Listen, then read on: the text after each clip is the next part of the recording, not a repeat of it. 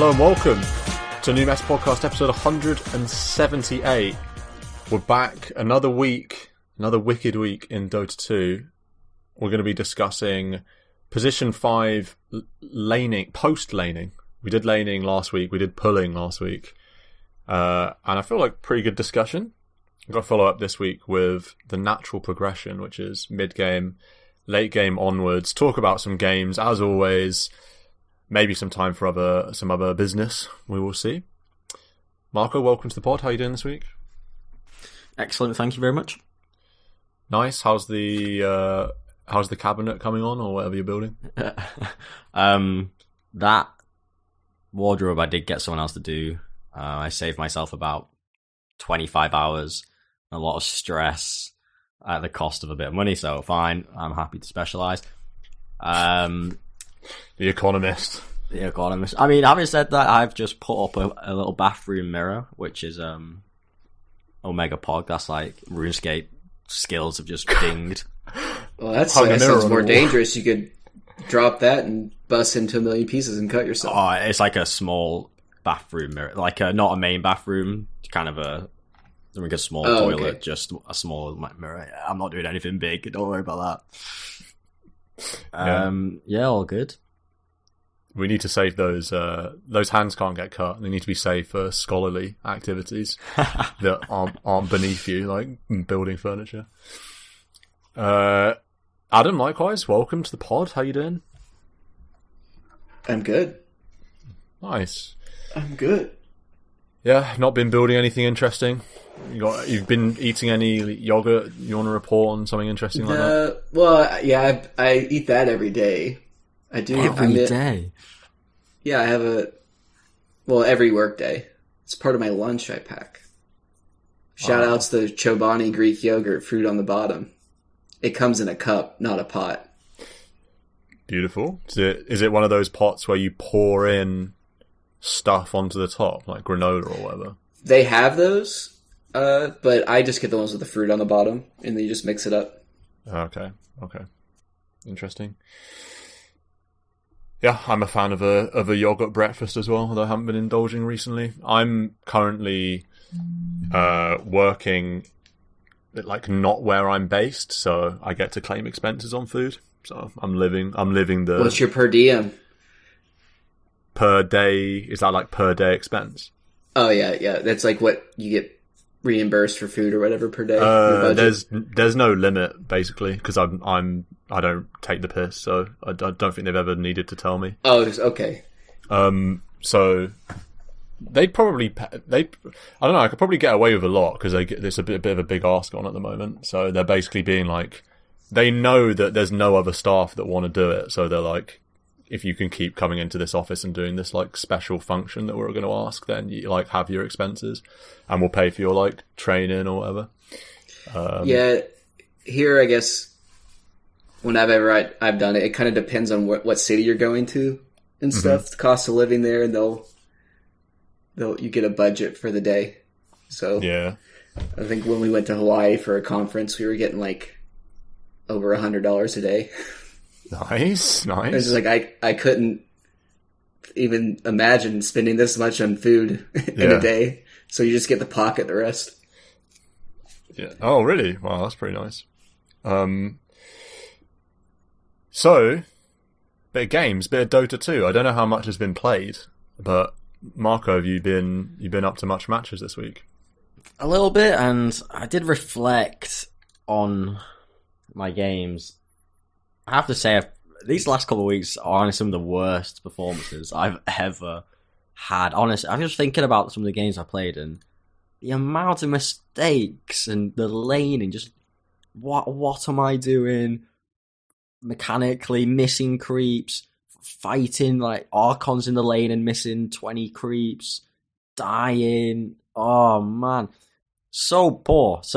I mean, there was 2 good games. So the wins, I don't know, I kind of did well, but then the losses are honestly awful. The 2 wins, though, were good. There was a Slark, Roly Poly, Stomperoonie. That was good. Did anyone else carry? That was the Ogre, come Primal Beast mid. Adam didn't get level 25. So yeah, I think I pretty much carried the team with an ogre, but it was like the ultimate ogre. Sorry, with a Slark. It was the ultimate Slark game. It had a Lifestealer, Bristleback, fine, and then some squishy supports, Lion, Grimstroke, where you slap a Q, slap an ult, and it'll die. So, pretty good matchup. I had a good Void, Faceless Void, sorry. I got a big Chrono or two in a 4-stack. That was fun, getting some big Chronos. But outside that, some carry performances have been really bad, so I won't go into them. Time to hang up the keyboard, or what are you going to do? That's a bit dark. That's a bit dark. All I'm saying is I need a bit of a mental reset. Time to hang up the keyboard, or what are you going to do about it? What's the comeback? Comeback play? I think the comeback play is just, I recognise I've been poor. I have not executed my CS, my PMA balance well enough. Let's just chill out and farm and take the game steady, and the wins will come back. There was one. This is maybe worth mentioning. I played a Wind Ranger mid versus Arc Warden, and I did get tilted 100%. That really did not help the game, but I could not compute mid-game, stressful, hard, difficult mid-game, how much Arc destroys Wind Ranger. In that I was playing the game with the mindset of entirely so entrenched, like you've got such a, like the earth is flat, that kind of level of entrenched belief that my wind run was unstoppable, and like Sakuchi, where I won't get stopped. The strength of Wind Ranger is this wind run ability. It gives me mobility. I can play with mobility. With that mobility, I play on the edge. I make kind of edge kills happen, like push the boundary. And then, oh wait, Flux, you use it on me, and I'm now back at 300 MS, taking shit ton of damage. And now my hero's not hero. Oh, and then you're also getting spark wraiths of 400 damage on my face. Oh, okay. I've kind of lost a few kills, and this game's not really hard. And yeah, Arc, that skill matchup just completely screws Wind Ranger. So optimally, I should have adjusted my gameplay and gone, okay, my hero's not my hero in this game, but Arc Warden games, how do you adjust mid-game? It's very difficult, and so a lot of deaths, a lot of tilt didn't help our cause. So lost that one. But again, it's a learning lesson. Interesting. What an interesting learning lesson, yeah. Yeah. Adam, anything to report? Any gaming? Okay, so I had a couple of instances where I wanted to do a really cool build that tops off at level 25. Ogre permastun build with the talent 17% Fire Blast on right click. And then you go Basher and Moonshard. Mm-hmm. And then you just perma stun people. But we won the game too fast. And I was level 23. And I felt sad. And then I tried that again with a level 25 build for Venomancer, where you go like Octarine Core and max ward stuff, the shard, and try and get just, maximum wardage. So there's like a ward cooldown talent at 20, and then there's the Venomancer makes wards when he hits a Q, and then there's a Q cooldown talent. And so I just wanted to go max wards with the 2x strength at 25. Won the game too fast again. I think it was level 24 in that one. But then I ran it back-to-back games, and tried it again, and I actually got that build to work. Yeah, and it felt good. I mean, it was fun. I don't know if it's very hard to parse that build, because the Vena wards, even when they're like 2x, they only hit for 108 or something. So you're like plinking. But it does add up over time, and the poison sting is crazy. So that was fun. I'm 3-0 on Dragonite this week from the offlane. Once as a 4. That was a pretty fun experience as a 4 Dragonite. Just like walking up to people and stunning them. Walking up to a techies and having boots first. And you don't even care. You just stun and right click. It was a Chaos Knight Dragonite lane. So that was pretty epic. And then the enemy had a Nature's Prophet, and he got upset because his ult didn't bounce. Someone like dodged the vision, and he didn't kill a puck, and he started saying something, and then we all started saying things. And then he said, I should have known the Death Ball push lineup was cancer. Our lineup was a Medusa, a Crystal Maiden, a Puck, a 4 Dragon Knight, and a Chaos Knight. Their lineup was Techies, 5, Invoker 4, Nature's Prophet 3, Leshrac 2, Tiny 1. Which team was the Death Ball push lineup? Any lineup would do so. Certainly not my team with a Puck and a CK, and I don't know. It was just like Leshrac, Nature's Prophet, Tiny. I think that's the pushing Death Ball lineup. So he got that, kind of like made us all turn it up to 11, and we stomped them, and it felt good. It felt so good. Nice. Yeah. Finally, I tried Pango for probably the first time in. I'll just look. When was the last time I've played Pangolier? But that hero is nowhere near as hard as I thought it would be. But I guess that's what happens when you play something like... I always feel like that hero's OP. Can you accept that, Marco? It was 7 months ago. 7 months ago was the last time I played it. And then you just Giga Stomp. You just kind of like farm everything from the 3 and then roll through and cause a whole lot of ruckus. Adam's the worst kind of person playing Pos 3 Pango, stealing farming, yeah. Maelstrom. It's not stealing farm, because we had a 2 Spirit Breaker and a 1 Gyro. Gyro was taking 1/2, and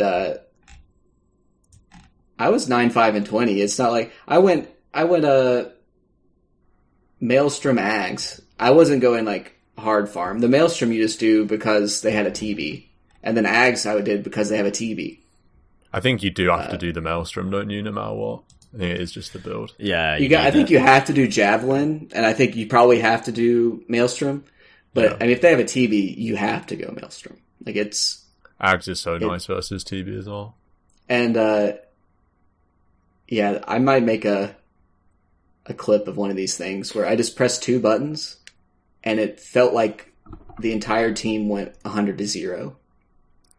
I just press Q and W, and all of a sudden it's like, I don't know what happened, but there must have been 30 Maelstrom procs or something for this to have occurred, because everybody just exploded. Pango's such a weird hero in the well, not weird, but I see the shard, the ball thing, whatever it is, and I'm like, that. I sort of think that's an amazing shard design-wise, but also, no. Do you know what I mean? Like, please, can this not be a thing? Because it's, like, just too gross and annoying. It's just objectively really annoying. So I'm a bit like, fair enough. You've made a very well-designed and interesting shard, but I also don't want it in the game. I definitely didn't know how to use it. I bought it, and then I just jumped into a ball, and then... You can't move with it, right? You can just turn. If you get right clicks, you can. Yeah. And if you take damage, if you take damage, you move. And what does that mean? So if you press the shard button thing, roll up. Yeah. If someone right clicks you, you move forward, like as if you're in Towards Rolling Thunder, towards wherever you're facing. Oh. Yeah, I didn't. I definitely just like jumped into a ball, and it's like, okay, now what happens? I guess you can use it like you. Yeah, that's what I heard. I heard that. Yeah, it's pretty good. So like, if you're getting gone on, like you're cold snapped, or like you're about to get stunned, and you really need to get your ult off, you can just use the shard for Magic Community, and then channel your ult while in that. Yeah, that was one of my deaths. They're like, you can just channel your ult, and I was like, oh, that seems pretty good. Yeah. And then you got the whole like Lion Shard, go Magic Immune to dodge stun type of a gameplay thing. That seems good. And then you also have I'm using my ult, now I stop, change directions on a dime, or just like stop on a body, double stun. that seemed pretty good. But that's kind of for me, it was a 1400. I go in a ball and I kind of just like look around. What's happening? Yeah. All your other spells are on cooldown, so you press it. Yeah. It's just a thing to do. Interesting. Yeah. I like watching that Pango spell. In pro games, I think it is really cool to see it executed. It's the absolute 180 worst thing to be played against, as we probably know. The Pango hate is real. Yeah. Yeah, it's like I always stuck away from the hero because it may not, like, I just thought like, I'm going to grief because I'm not going to hit anything in the ult because I don't have any practice with it, or I'm not going to vector my Q right. And it's honestly, you're probably going to hit something. It's not as hard as I thought it was going to be, Mm-hmm. My games then. One thing I did do this week in Dota was change the entire language to Chinese in an effort to in a language immersion effort. And what I've done is, it's all right, but the two things that are extremely triggering is that now all the heroes in the hero selection tab are all in a completely different order for some reason, because they're not alphabetical anymore. So finding the heroes is really weird. I have no idea where they are. That's really difficult. But the main thing that's difficult is I can't read the talents. So I actually, unless I know by memory what the talents are, which I don't, I basically have to have a tab of Dota buff open that I tab to when I get to level 10 or 15 or something to read what the talents are in English. To then, choose. You're not the playing right it on low violence, though, are you? No, see, that was interesting. I thought maybe that would happen, but it hasn't. I guess that's because I'm not in the country, I guess. But yeah, so that's pretty fun. Maybe that's just a Perfect World server thing, maybe. Yeah, and I get to hear I've got the hero voices on, which I never usually have on. In the normal, I turn that off. Interestingly, the language update was like 2 gigs. It's not just like a casual thing. It's a big fat upgrade. Not really upgrade, big fat change that took ages to download. Yeah, there's a ton of lines. Yeah, so many lines, so much stuff going on. So that was interesting. You have to get all the announcer pack stuff too. So my announcer packs are the same. They don't change. So it's like someone will say something in Chinese, I'm your hero, or certain things are in Chinese, but then the announcer pack isn't. So then it will just be like ultra kill still normally. Beyond that, I haven't played a ton of games. One that I do want to report that was really, really good fun. And I actually tried to upload this to the Discord because I recorded it using, I think, Overwolf or something. But Discord only accepts files that are less than 8 gigs, and I compressed it like 3 times and it still was too big. So I was like, I can't be bothered anymore. But basically, I was Lone Druid mid, and we were against a Medusa lineup, and our team was basically absolutely hopeless. Medusa, big fat, we're down 2 lanes. I've farmed well though, all game, so I'm not Medusa level of farm, but I'm sort of second highest net worth. I'm there or thereabouts, and I'm basically playing with my head down. I'm playing Lone Druid hard farm, which I actually think is the way to go, especially in pubs. I think the reason I say this is because I genuinely am unsure how you lose a game if you get to the point where you have on the bear Orb of Corrosion, Mask of Madness, AC Deso, and like Arcane Boots. And Phase Boots, and you've got Ags on your hero. If you get to that point, it seems so. I feel like you can sweat any game. The bear 2 shots buildings. Yeah. It is obscene how quickly the bear. Like, you think it's ridiculous, and then you see it, and you're like, "That's more ridiculous than I even thought." It's so much faster than Nature's Prophet, like doing the classic rat don't team fight. It's about 5 times faster. I know, it's crazy. So this game we're losing our last set of racks to this Medusa lineup, and I'm split pushing the bear. They're pushing in bot lane. We're Dire, and they're pushing in bot lane as the Radiant. And I'm ratting top lane with the bear and just sitting base pretty much with my hero. And all I do is push it to tier 3, and I nuke tier 3 with Mask of Madness in about 2 seconds. They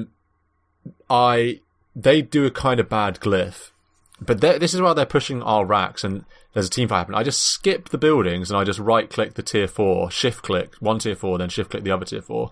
Then with my main hero, I just press true form and sort of run in like an idiot to try and get off like some fear, to tank some spells, just be annoying, distract people. Before I can even do that, it's like dire victory, and everyone's, you know, the classic camera swing, and my bears munch their towers in about 2 seconds. Both tier 4s and the Ancient. I mean, realistically, both tier 4s and the Ancients, honestly, it feels like 10 seconds. And that sounds insane, but it actually feels like 10 seconds. And it happens so fast, they don't even realise, because all you have to do with your main hero, bear in mind that if your hero dies, the bear survives with Ags, as well as the no limit on the distance. You just fly in with the hero, and they think like, oh great, we killed Lone Druid.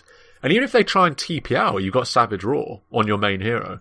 It's like a lose-lose situation. And this game was actually obscene, and I came out of it thinking, how do you lose a game on Lone Druid? So beyond that, haven't really got a whole lot to report. Won a game on Death Prophet, double Green Arrow Death Prophet. And if there are any support players out there, and we're about to play support, we're about to talk about support. If there are any support players out there, this was a good one to watch because we had a mega Smurf Grimstroke. Makes me realise how good pro players are, because this guy obviously isn't a pro player, I'm sure. He's probably a very high Immortal player. But it was this is a godlike Grimstroke, laning stage godlike sort of thing. Getting kills for days, getting double kills for days in the lane. I was like, man, I want to watch what this guy's doing, because this is just out skill to the max. But I had fun on Death Prophet as well. I think the hero is really weird. It's such a bizarre hero. It's so weak sometimes and so strong sometimes. If you get in a situation where you're you've got the Siphon going on a hero, you've popped ult, and you've got a silence on a Yules, you feel just disgracefully strong. And then sometimes, you've only got one Siphon, you haven't got your ult, and you just get 4 shot by an Ursa or something, and you're like, man, this hero sucks. I don't do no right click damage. I do no damage right now. But I think Exorcism is low key one of the most important cooldowns of any hero in any game. It's like you just live by this Exo.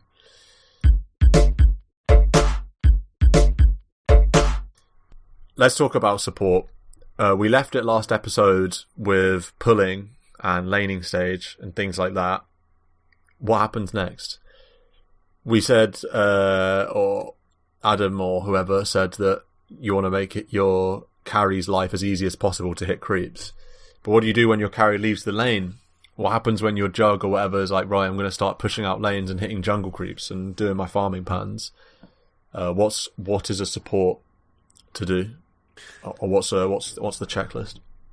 It depends. Yeah, Smiley it depends. Face. Smile.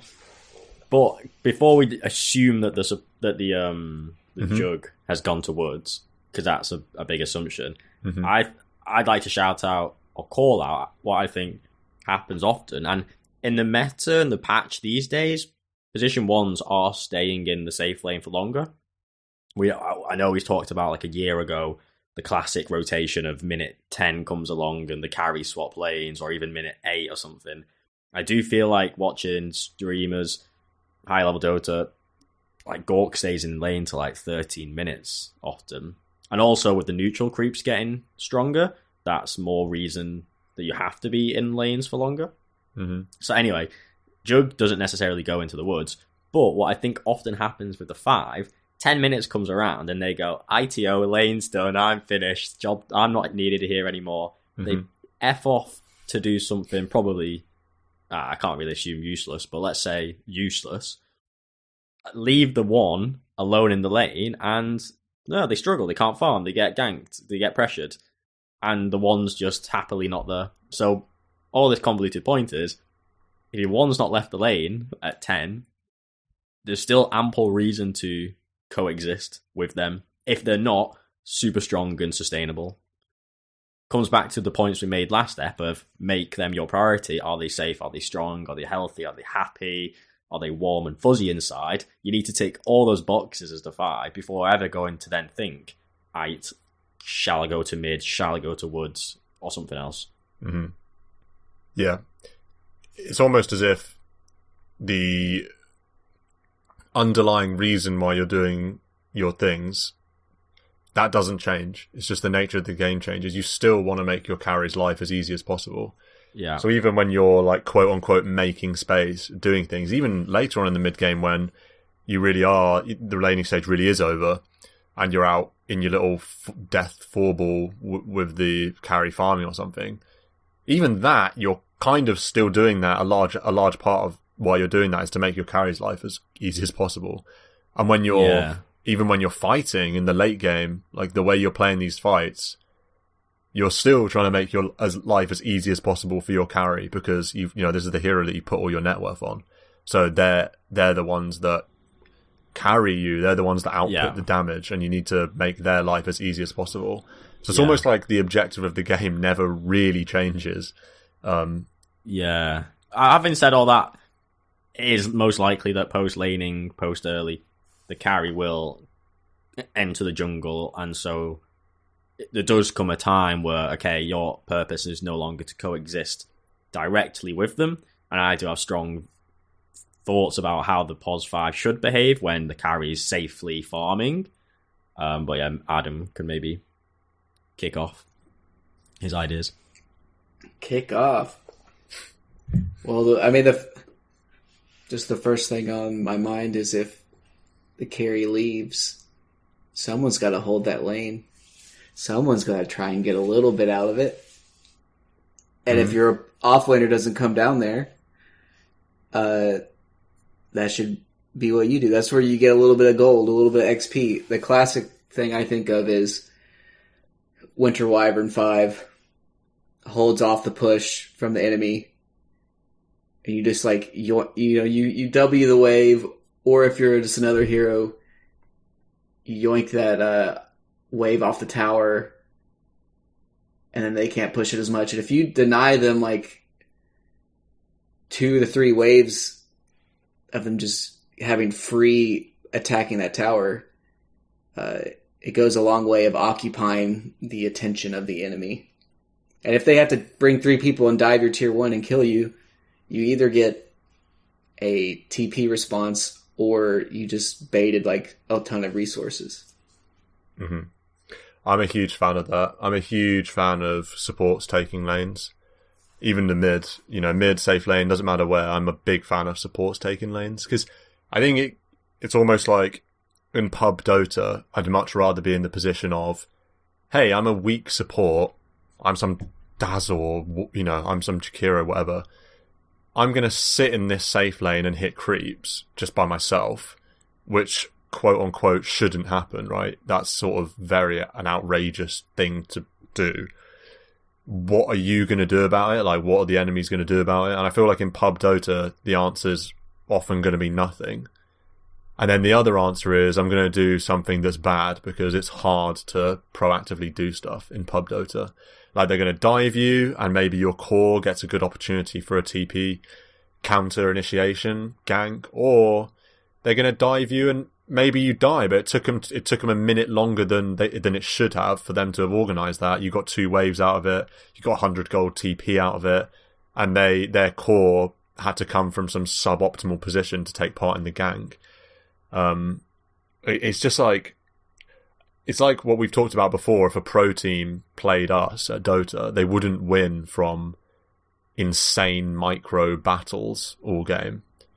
They'd win in multiple ways, but in theory, they're going to win from just they're just going to win from Puppy or whatever is going to sit farming a lane for 3 minutes, thinking like, this is the funniest game I've ever played in my life. They're just letting me kick creeps on a CM. Like, what is going on?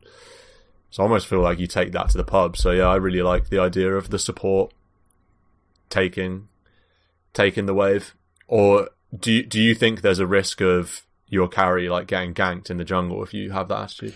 It just depends on it. If you have wards, or if it just depends on how safe you think they are. I mean, they could be in the triangle, and you're on the opposite side of the map, so they should be safe from that standpoint. I think Wyvern is so illustrative of the point because you don't want to go there with the thought of, I will die here. You want to try and live as long as possible. Wyvern gets the Q through the trees and hide and waste time.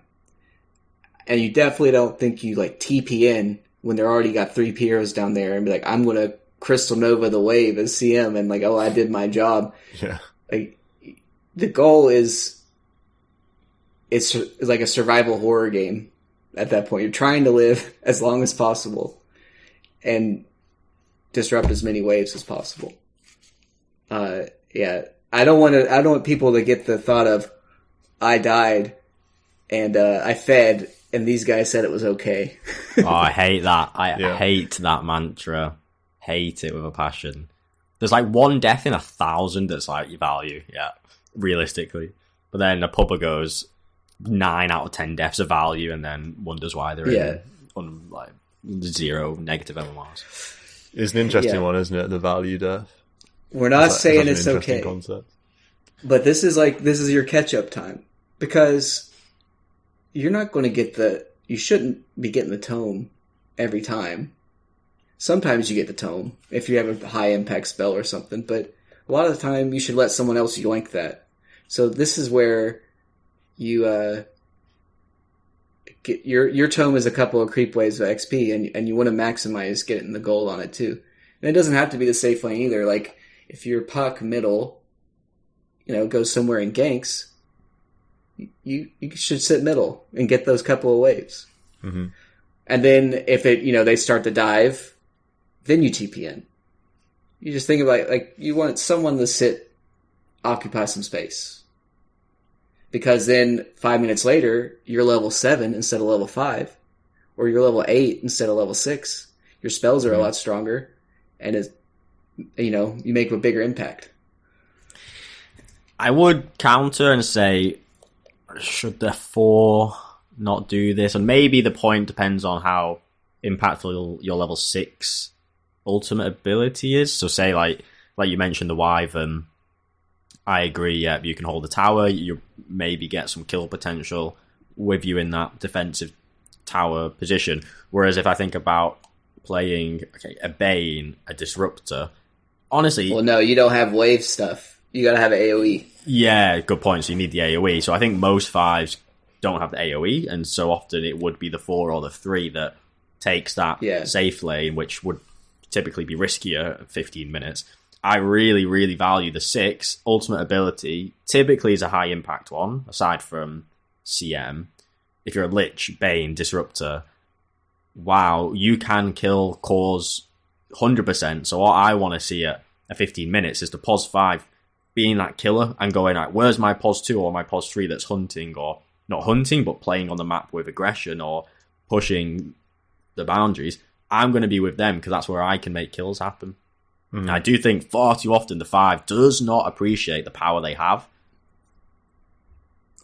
Yeah, this is where the whole it depends blanket, there's a spectrum of things that can be done, and it just depends on if your hero excels at them. And there's no archetype that you should do every single time. It's just if a wave is open, I think you should take it. Yeah, definitely. That's what I was going to say. The 1 should take it, but if they haven't, the 2 should take it, and if they haven't, the 3 should take it, and if they haven't, the 4 should take it, and if they haven't, the 5 should take it. And oftentimes it will just be available. You can't have this idea that you should take the safe lane. Your carry should, if they can, but if they're not, for whatever reason, because it's a pub or because they're farming the other side or because they feel it's dangerous or all of these things. The waves are the most valuable thing on the map. Yeah. So you don't want to let it die on the tower. It's a game of waves. XP is huge from the wave, especially if you're solo. The gold, I mean, you get more gold than a camp, unless it's like giga stacked. And the waves are moving wards. So, I mean, it's just like someone needs to do it. I think what we're But there's just this decision tree that occurs. It's like a constant thing. It's not like I made a decision to be at this tier 1 and I'm going to sit here for 5 waves now because I made this decision. It's like, this is open. I should probably take it. And then else is happening? And if something else happens that becomes a higher priority, you need to TP away and get onto that thing. I've got a strong opinion on the wave point. So I definitely don't think it's high up on your agenda or your thinking. I do agree that yes, if nobody's taking some creeps, then in theory, okay. However, I think that mentality should only exist for the mid lane. We're talking about POS 5. I think if there's a side lane that's somehow got free farm lying around, and okay, in theory, if no one's taking it, shouldn't you take it? I think it's worse for you to take it than to have no one on your team have it, because the positioning of you as the 5, I think, matters more than you getting that gold. So going back to the mid lane, it all depends. It does depend a bit, but I agree. I agree with the overarching point because the middle allows you to get to either side lane faster. Correct. Yeah. So you can connect with your cores. You also don't want any of your cores in the mid lane because that's an inefficient farming spot. That's harder. And the for middle them to towers react. are so important. Yeah. So the cores really shouldn't be congregating in the mid. I think it makes sense if a 5 is there to kill the waves on the tower, then they can connect to the sides. I really don't think, there's an empty lane bottom. Suppose there was an empty lane bottom and my POS 5 TP'd there. I'd honestly want to just abandon. No, we do not TP. We do not TP. We're never TPing, yeah. We do not TP. And so I should add that this scenario in my head of the 5 holding the tower is in like the 6 to 10 minute range. Yeah, that's a good. When your core has, maybe they're Raid King and they're going to do skeleton stuff, or maybe the lane you're losing and they want to go jungle or something. In this period of time, someone needs to hold it. But we are never TPing to the lane to hold it. I am more of a fan of taking the lanes. So you're never TPing ever to a side lane on a support to farm. That's just like, that is abandon worthy for sure. But I definitely am of the opinion that it's fine for a 5 even in the mid game. Post initial laning to walk to a safe lane, say, or a side lane to hit some creep. If they're not going to die from it, I think it's fine. It needs to be tied with another thing. You're not crossing you're not crossing set up the map wards for later in my Dota. But if you walk to a lane that's got creeps open, like, your team isn't there by definition, because if there's 3 creeps in a side lane, your team isn't there. Mm-hmm. But so that to me makes no logic, because the 5 needs to play with the team. So by you going to that empty lane, you're going to not your team. And that's where I disagree. So that's why I said earlier, do you think that you're making your carry more gankable by doing it? So it's like, that's the trade-off, is like, will my carry or will a more important hero than me die if I go here? Because I think so much of the 5's play in the mid game is too proactive. It's too like trying to make some stuff happen on the opponent side of the map that's just like such a bait. I honestly feel like it's fine for your 5 to hit. I just think it's embarrassing in Dota how many creeps die to towers with no one in range when there's no risk of dying taking them.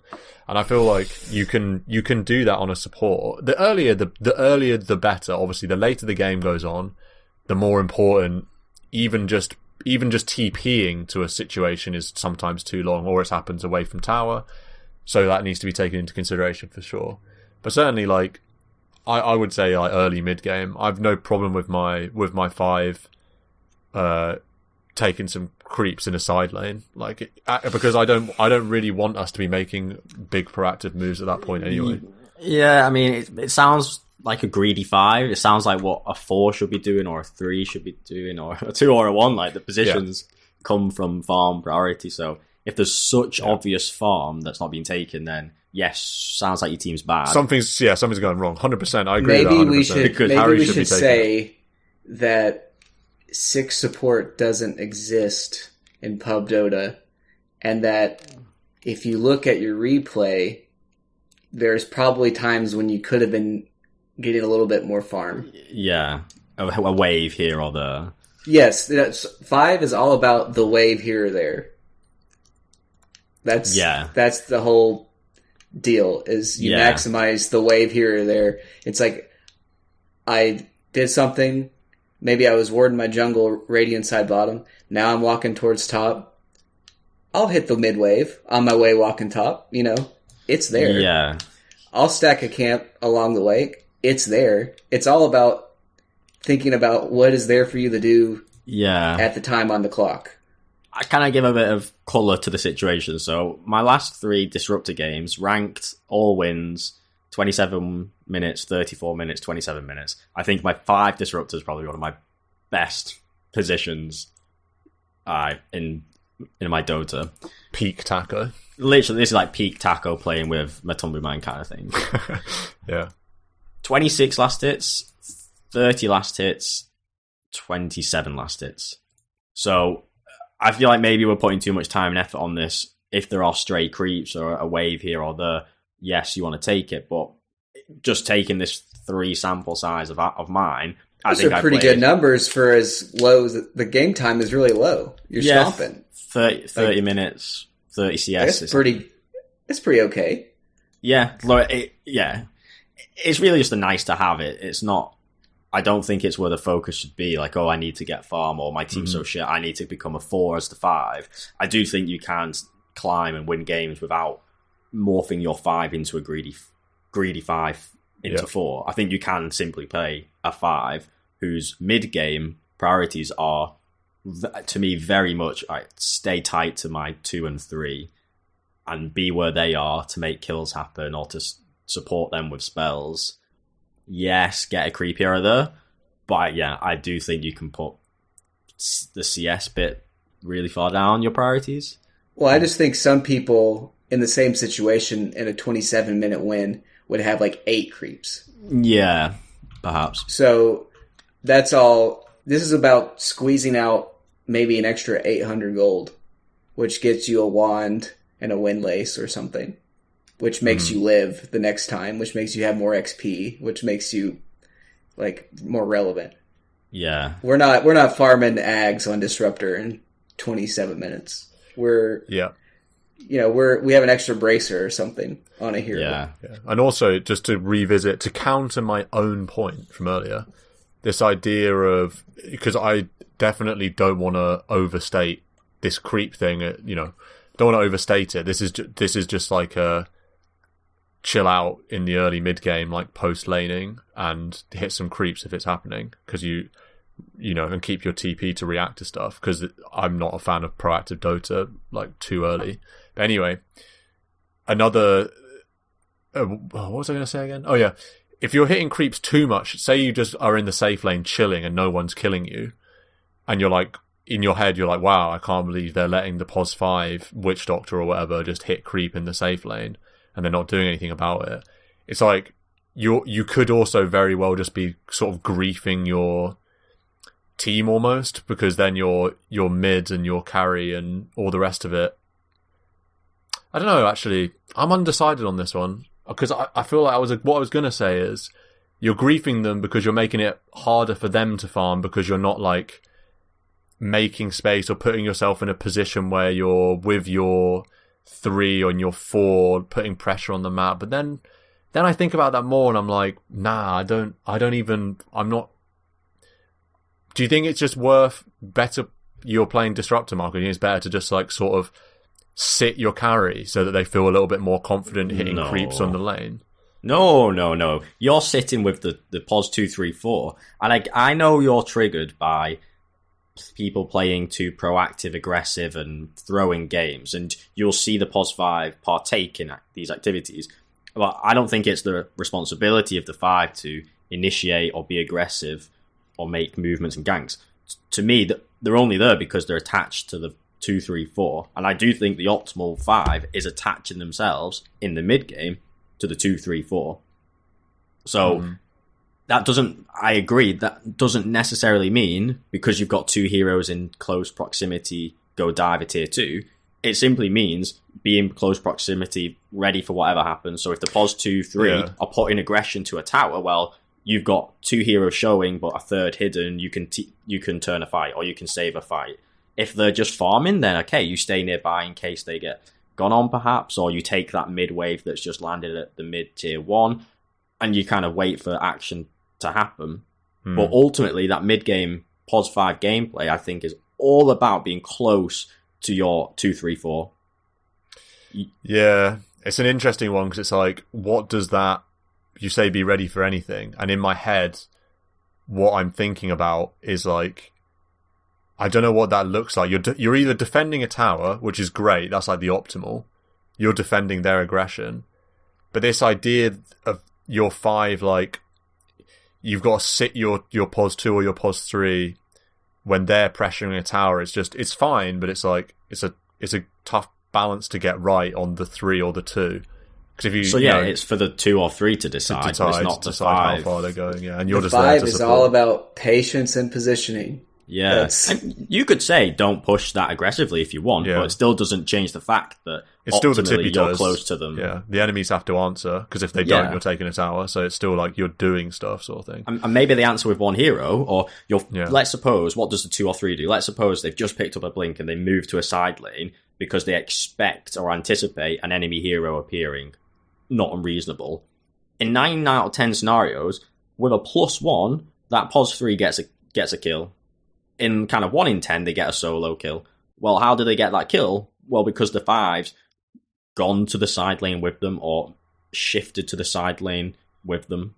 And do you know what I mean? It's just stuck next to them and, you got 2, you get a kill. So often it happens where 5's get kind of brain freeze and just don't play with the team or just kind of get frozen in the mid lane. Don't ever go to a side lane or kind of do some crazy warding suicide missions. When often these cores, 2, 3, 4, they just need your spells and you're useful and impactful, so make that impact happen. One final one before we maybe move on to something else is, this is a bit like Marco reading his disruptor score, so I just looked at my last ranked game, just purely out of interest, didn't know what I was going to find in terms of the CS charts. And it is an interesting one because it sort of illustrates the point of CS doesn't really matter on the 5, and so this is I'm playing Witch Doctor in this game and I have 24 CS. I don't know how long this game is, let's find out. This is a 36-minute game that we win, and I have 24 CS. Their POS 5 is a Morana with 160. What? Yeah, so our POS 4 has 76 CS on a Dark Willow, 76 CS on Dark Willow. Their POS 4 is a Pudge with 165 CS. But here's where our win comes in. So their POS 1 is a Wraith King with 325, and our POS 1 is a Troll with 385, and their POS 2 is a Zeus with 225, and our POS 2 is a Necro with 402. So it's like, they overall have more CS than us, but our 2 and our 1, the heroes whose kits scale best with gold, it goes further. Do you know what I mean? Like, congrats, your Morana farmed a Gleipnir and has treads. Like, well done. And your Pudge has like ethereal shroud and a spirit vessel. Like, our Troll has, our Necro has a Raidy Lotus, and your Zeus has, just Kaya and Ags and an Aether and Travels or something. It's like, yeah, that's going to be more important, I think. Yeah, this is why I find 5 really fun, honestly, because you're not, say the 4 and the 3 for sure, 4 largely, they do have to have some thinking about getting farm, and it's more of a consideration. The 5, I think you can play it and just go, you're nothing to do with hitting any creep. you're all about, like Adam says, positioning. That is fundamental, because you're useless on your own, but add so much value in combination. 2, spell casting, which is awfully fun. Your spells are high impact in the early mid game, so high impact. So if you use them well and don't die, you're carrying games. And then 3, warding, and that then gets a bit harder, a bit more micro intensive, I think, because you are doing quite a lot of thinking and actions and courier services, etc. So often wards can kind of get slipped behind, or you forget to use them. But it obviously is really important, but becomes a bit more high level. Positioning, spell casting, then a bit of warding. That's the 5 gameplay in the mid game. And it's pretty fun. You don't have to worry about any CS. Just need to get no deaths and lots of involvement. That's your 5 gameplay, bro. Sitting behind your 3 and hoping that they get the aggression right. My 5 gameplay is hitting creeps and then building Dagon. Winning some games.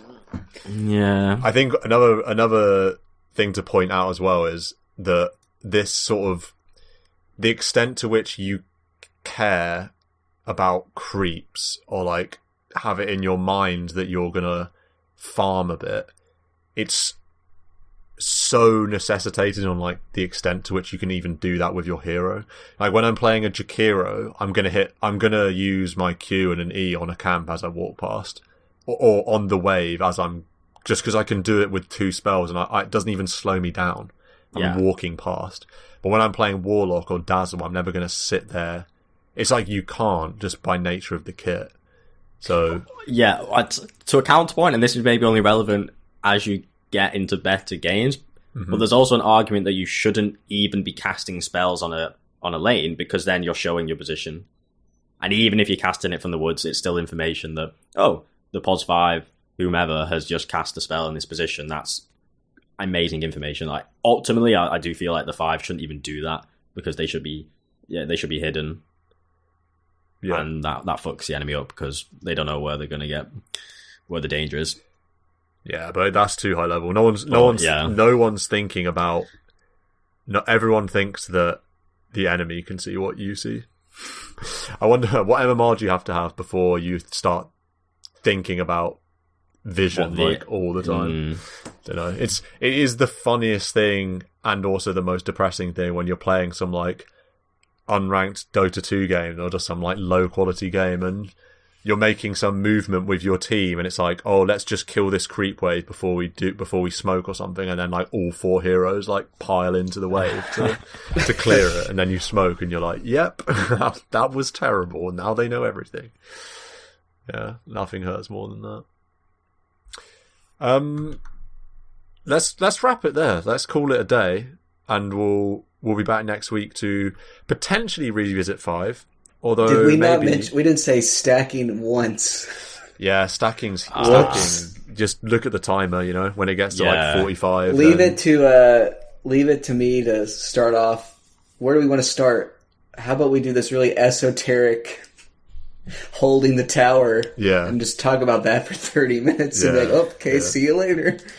The stacking point is non-position